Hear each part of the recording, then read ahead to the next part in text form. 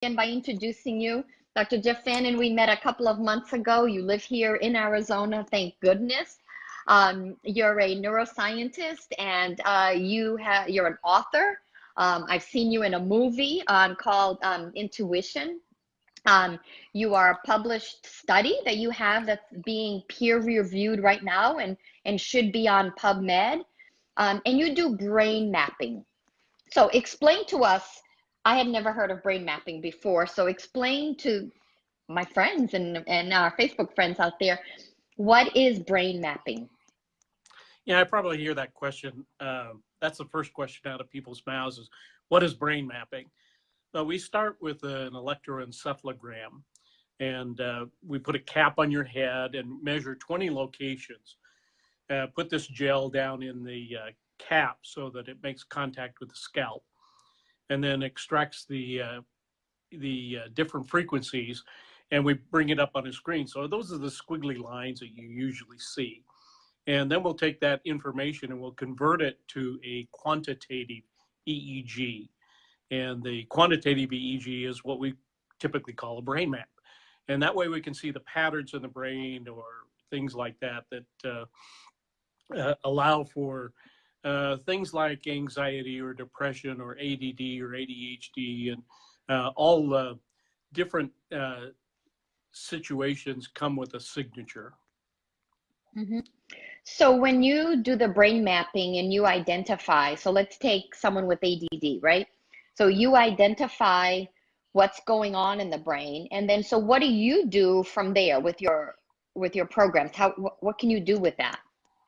Yeah, we for the last 23 years I've been doing neurofeedback. So I'll build a protocol for the individual, which is fairly complicated. We won't get into that here, but telling the brain to do something or not do something. So there's a part of the brain called the nucleus accumbens that's how we learn everything. So they might be watching a video, for example, and this protocol will tell them to increase this frequency or decrease that frequency. I can put in like 250,000 variables if I want, but it's usually like 16 different things that we're having the brain do, because the brain's a pretty dynamic instrument. It in our conscious, our thinking part of the brain, the cortex up here, we will typically process at about 40 bits per second.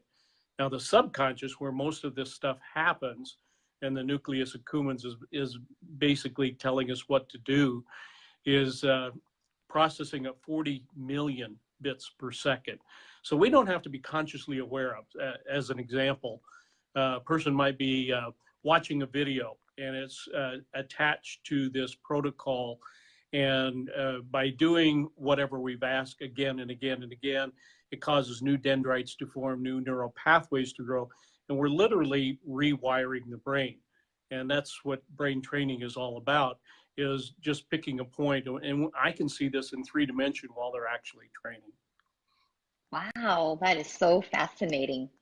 And so you've been doing this for many, many years, and you have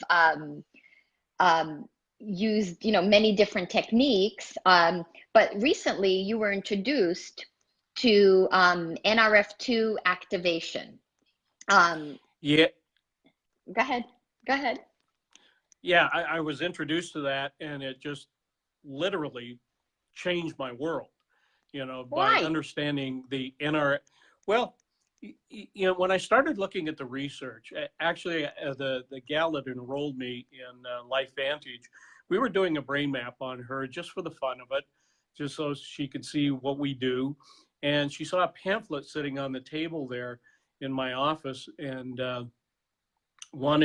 she said, let me introduce you to something. This pamphlet was about aging and dealing with cell inflammation and things.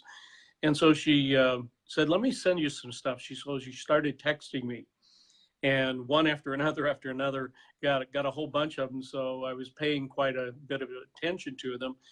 And it allowed me to get on PubMed and start looking at the depth of research that was there. And through that research, I really realized that we're looking at real science, very deep science, and very strong science. And so that captured my attention, and decided that, you know, what kind of a doctor would I be if I wasn't telling other people about this? Because it is truly a medical breakthrough. So being the scientist that I am, I decided that I would put this to the test with some of my own people that I'm working with. So started running some tests and different variables to see what would happen. And so we had basically like a 15-year-old male, put him on NRF1, NRF2, and some Axio, because he had been diagnosed by another doctor with having inattentive ADD. So he couldn't focus or concentrate. And so I wanted to see, you know, would this be of any kind of benefit for him?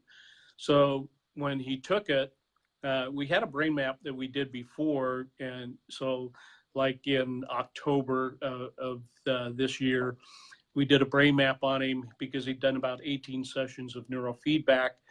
And then the holidays came, and, you know, they had company in from out of town, and there was a little bit of time there where he didn't do a lot of training.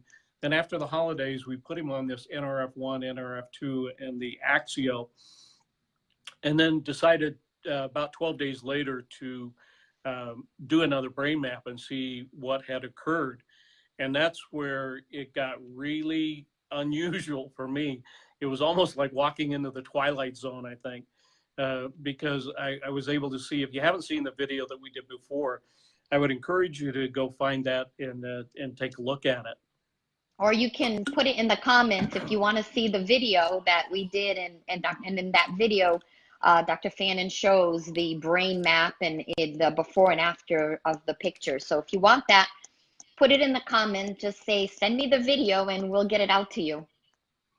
Yeah, so once I saw that, I couldn't explain it, you know, because in 23 years of practicing, I had never seen anything that would change that quickly. And I tried to account for it by, you know, was there something wrong with the cap? Was there something wrong with the computer? Was there something wrong with the data? And everything checked out. And so I really didn't have an explanation. And I started thinking back in some of my training and experience, and looking at a quantum physics model. So when you consider how the body reacts and deals with sending energy and information down at the cellular level, we have 600 million billion cells, and they have to be what's called dynamic. And by dynamic, I mean there has to be a greater elevation of coherence. If they're not coherent, then the cell or the organ is dead.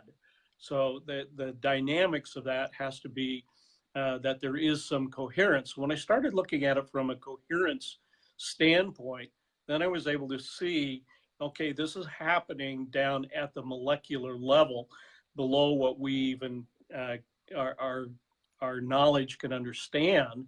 Most people don't understand it, but it made perfect sense to me why these changes in energy would happen at that cellular level.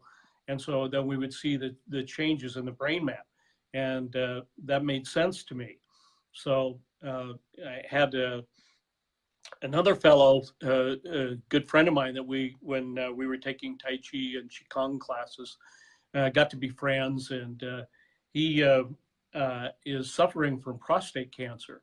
So we did some tests on him and put him on the NRF1, NRF2, kept the Axio out, just trying to isolate some variables here to see how that would affect him.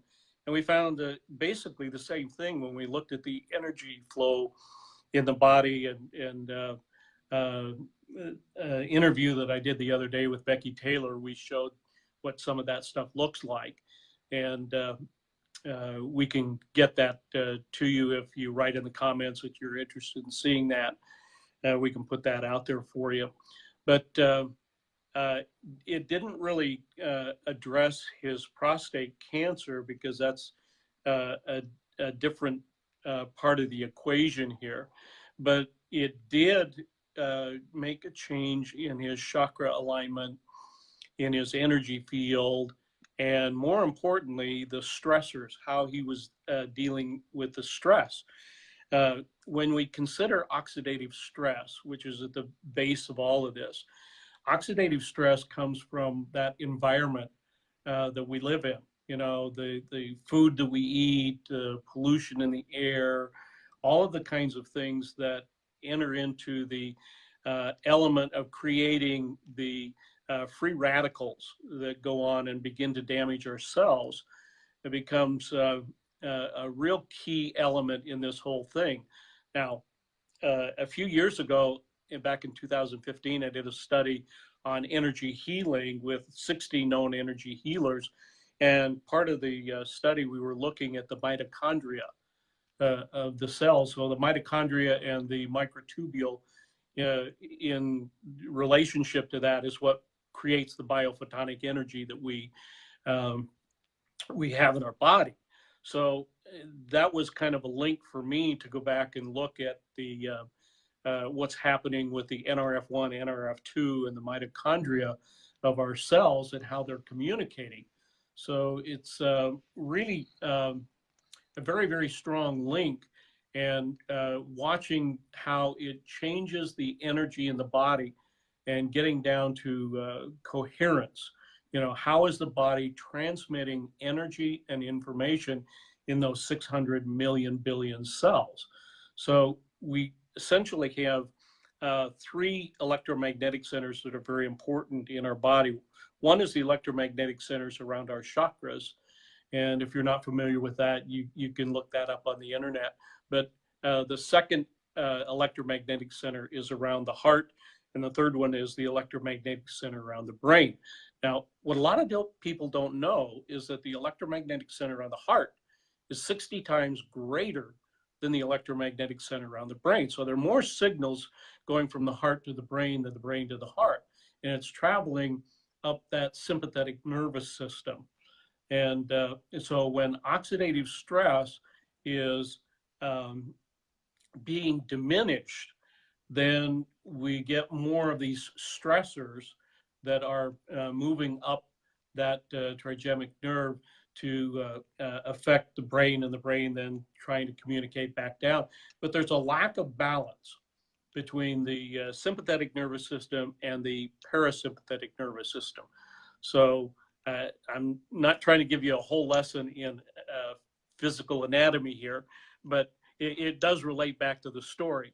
So in dealing with this particular individual, and we could see that the coherence, once we improve the coherence, and we have a measure that he would clip on his ear, and we could measure this over like 11-day period and see his coherence grow. And then when we got to looking at his activated coefficient, which means how is he handling the daily stressors, it got much better. He was down in the what we call the pink area in a protective mode, and because of all of the things that he was dealing with. But after 11 days of taking the NRF1 and NRF2, we found that he was actually up in the green zone, because he was handling daily stressors. He got back to walking 2 miles a day and going to the gym 3 days a week. And so even though his physical energy was a little bit higher, it's because he hadn't been doing any physical activity, but now he was. So that was pretty amazing to me to look at what's at the basis of all of this stuff. How is it functioning in our body? And it really goes right back to that mitochondria, you know, and the repair of the mitochondria, you know, with the NRF1. Mm-hmm.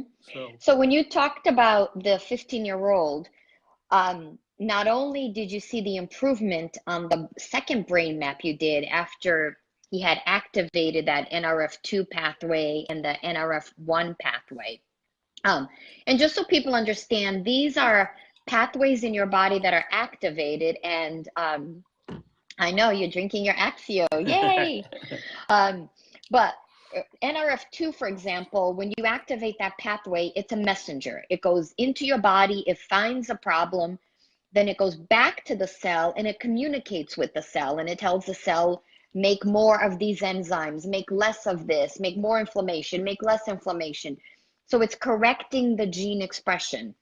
The NRF1 pathway tells the body to repair the mitochondria and make more mitochondria. So I just want to clarify that we're not saying that any of this is to treat, cure, prevent any disease, right? The child still has ADD, but what physically have they seen as a difference? You know, I know you mentioned the teachers, so if you can explain that part of it, what was happening before he activated, you know, the NRF2 and the NRF1 pathway. Yeah, the parents were getting 2 and 3 calls a day from the school about his behavior. He's using inappropriate language. He's not bringing in his homework. You know, the very typical things that we will see with ADD and ADHD is what was occurring. And excuse me, the school didn't know that we were actually going to do this little mini study, if you will. And so after being on it for a while, the mom showed me a report from one of the teachers that said, wow, what a turnaround. You know, he's coming in, he's bringing in his homework, he's not talking with inappropriate language, you know, pretty amazing. And the parents were seeing it as well, you know, that he was more susceptible to family things and not arguing as much. And he's really a very good kid and wants very much to improve. But with a condition like this, it takes a while for the gaps in their learning and their training and their behaviors to catch up. So even though his brain might be functioning better and he can do better, and in one of the trainings, I kind of got down ear level with him and I said, so tell me, how do you think this is helping you? And he said, I think I'm focusing a lot better in class now. And one interesting thing is a little side story here is he went out with some friends and they went to a movie and he left his bag where he had his NRF1 and NRF2 and his Axio in the bag and didn't get back to it. And they took him home. And so he was without it for about a week before they got it back to him. But he started to feel a difference, you know, and he wasn't focusing as well and things weren't going as well for him. And then once he got back on it, then he was doing much better. So we still have a struggle in helping him get his grades up to where they need to be, because that's usually what happens when their brain starts performing better and focusing and concentrating. They still have gaps in their learning. Mm-hmm. Yeah, and it's only been a month now, so you know the Right. longer he's Yeah. on it, you know, the better. I mean, I remember I've been on, you know, I've been activating my NRF2 pathway for almost 9 years now, and I remember the first month I got on, and we didn't even have, you know, the brain drink Axio at the time. It was just the NRF2 activator, but I remember my brain literally just a focus and a clarity, and you know. I just, you know, I didn't realize as you get older, you kind of lose a little bit of that focus and that clarity, and your brain just isn't as crisp, right?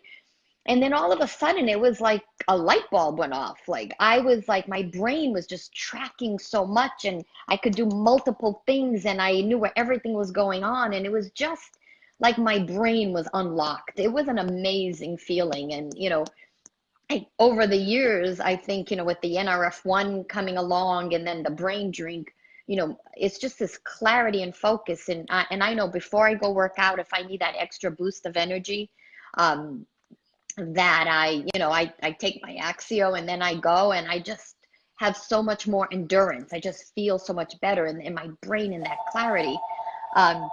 It's funny for even hangovers, my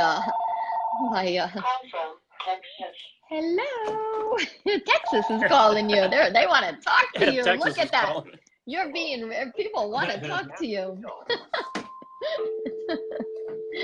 Um, so Right. my, So so I'm gonna tell on my 21-year-old college son. He's like we were talking about it, and I know that there's like mobile vans that you can go get IVs after hanging, drinking or partying. Go get IVs, and what they're putting is antioxidants into your body to help you heal from the hangover. So activating your NRF2 tells your body to make its own antioxidant enzymes, which are much more potent. So my 20-year-old said, "Mom, I never had a hangover. Like my friends get hangovers, but I never have a hangover." Of course not, right? He's activating NRF2, NRF1, taking his Axio. And in the morning, I will tell you, if you do have a night that you have a little bit extra wine, and we had this conversation the other day, right? You yeah, take that yeah. Axio, and within 20 minutes, the headache is gone, the hangover is gone, and you feel amazing. So it's Saturday, right? So anybody gonna go party out, Yeah, party take your tonight? Axio with you. Take your Axio, take one in the morning, and when you get up, and you just kind of feel amazing. So it's incredible what that's doing on a cellular level. What I love is, so I have thousands and thousands of people, activating it on these products, and um, we hear these stories, but now we have the scientific proof looking at the brain map before and after, and I'll post some of the pictures in this thread, but seeing that before and after and what you see in the brain, so we know that it is doing what it says it does in the brain, and that's awesome. The best part is, hearing the stories where the teacher doesn't know anything what's going on, but she's already seen the difference. And we hear that over and over and over again. They're focusing better, they're concentrating, their mood is better. Like I even think for depression, being happier, in a better mood. I know when I'm moody and I'm kind of feeling a little down, I have an Axio, and my whole like brain just brightens up. It's not just the energy, it's the it just, I feel happier, I feel on cloud Yeah, nine, kind of. me too. It's much easier. You bring that up, and I think maybe someday I'll do a study on this. That 80% of our thoughts are negative every day. 80%. Wow. And it's about controlling some of those. Now, the other factor is that the following day, that 95% of your thoughts are the same thoughts that you thought yesterday. So let's take this back to the Axio here. And so you wake up and you're activating your brain, you're opening it up, you've taken your Axio, and now you're activating, excuse me, left prefrontal cortex up here, and that's causing more positive thoughts. And so my hypothesis is that the Axio is actually causing more activation in the left prefrontal cortex, because I feel better. I start having more positive thoughts. It's easier to control the negative thoughts, push those out, and be bringing more thoughts. Because if you hold a thought for 17 seconds and another thought that is vibrating just like that thought is going to come in, and you're going to gather more and more and more of those positive thoughts. But if we spend most of our time thinking about those negative thoughts, that's what's going to come in, and it lowers our point of attraction. So, little law of attraction lesson there. Oh, we're gonna have another live on law of attraction, because I cannot wait to hear. I love law of attraction. My husband always teases me about it. Even last night, we were going to dinner with my godson, and we were looking for a parking space, and oh man, I was manifesting that parking space. I was seeing us finding that close parking space, Yeah. and sure enough, we got that parking space. So I totally believe in the law of attraction, and that your thoughts, you attract what you think of. So if you're a negative, you're going to attract negative things. It's just the way it goes. And I don't even know the science behind it or why, but we will definitely have to have another live on just about that, because I think people will be thrilled to learn about that, to learn more about that, how they can change those thoughts, how they can, be more positive and not be, in the last couple of weeks, there has been, this brings tears to my eyes. There has been several kids that have gone to school with my kids that have committed suicide. And I'm heartbroken over this. Like, I can't even talk about it. Like, what is going on? Like, what is going on with these kids? So I think that would be a great, another topic for us to talk about. I mean, we have to do something to help these kids that are out there. And what is going on? Why are they, there's so much depression out there. And like, we know that these, this NRF2 activation and all of this would help, but also the thoughts you put in, right? Like, we all get scary thoughts, we all get negative thoughts, but it's fighting that constantly and shifting that over Yeah. So And a lot of people don't even understand that there is this thing called the receptive zone. How do I get in the receptive zone when I have all these negative thoughts? How do I switch it over?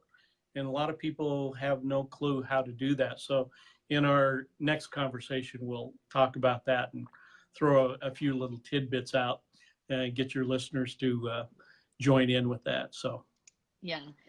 So yeah, let's wrap it up here. So if anyone, wants to know more about what is this NRF2 activation, NRF1 activation, drop us comments down here. And, if you're a friend of Dr. Fannin, he'll see these comments also. This is on his page, and he can send you information. I mean, ABC investigative report actually came in and investigated this NRF2 activation, and what is it? Is it even real? Does it, it's another tool to help us get healthier, right?